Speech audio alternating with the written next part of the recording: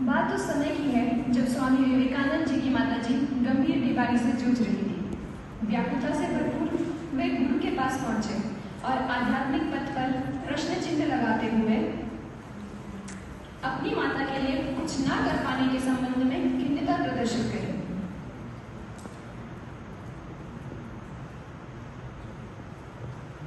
मां काली के उपासक गुरु परमहंस ने विवेकानंद की बात सुन उन्हें मां काली से प्रार्थना करने को कहा।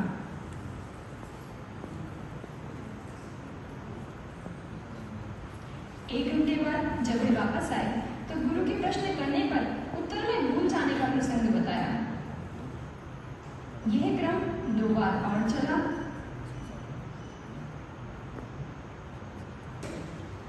तीसरी बार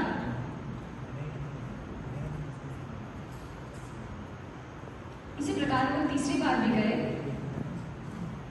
और तीसरी बार भी वापस आकर यही उत्तर दिया।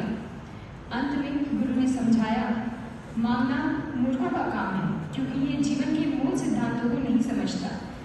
प्रार्थना एक सुंदर रूप है, परंतु तब जब प्रार्थना सही व सच्चे रूप से की जाए तथा स्वयं में इतना सबल होना चाहिए कि हमें अर्थ की कामना के रूप में मांगना न पड़े। अगली कहानी पर आते हैं जो कि चाणक्य और चंद्रगुप्त की है।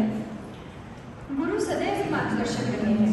महान सम्राट चंद्रगुप्त को भी गुरु के दिशा निर्देशों की आवश्यकता पड़ती थी। आइए एक प्रसंग के माध्यम से चाणक्य चंद्रगुप्त के जीवन प्रकाश डालते हैं। बात उस समय की है जब चंद्रगुप्त को अपने रूप पर घमंड हो गया था।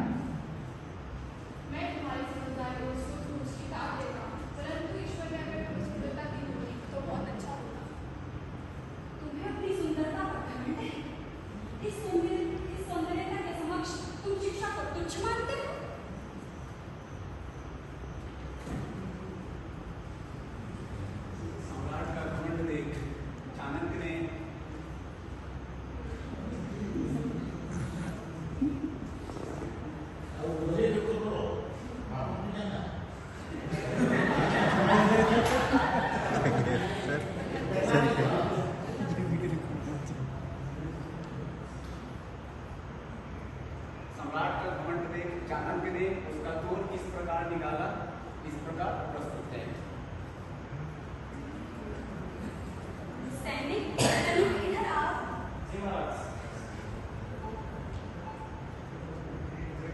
सम्राट के आने से तुम्हें 2 घड़ों में शुद्ध जल भरकर रखना है, जिसमें से एक घड़ा सोने का हो और दूसरा घड़ा मिट्टी का।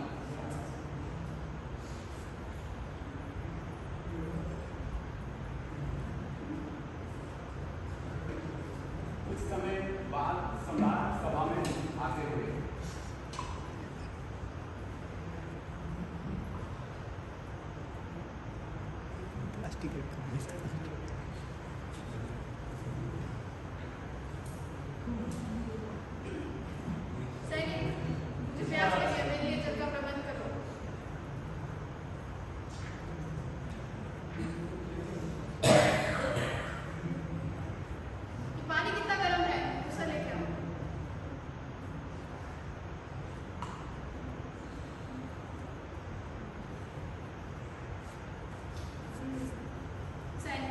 इन दोनों जल में कितना अंतर क्यों था?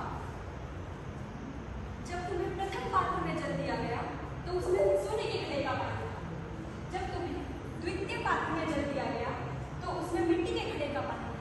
मैंने सोचा कहीं तुम्हारी सुंदरता पर जिस पर तुम्हें इतना घमंड है, उसमें मिट्टी के कुरूप पानी से तुम्हारी सुंदरता पर कोई आँच ना आ जाए।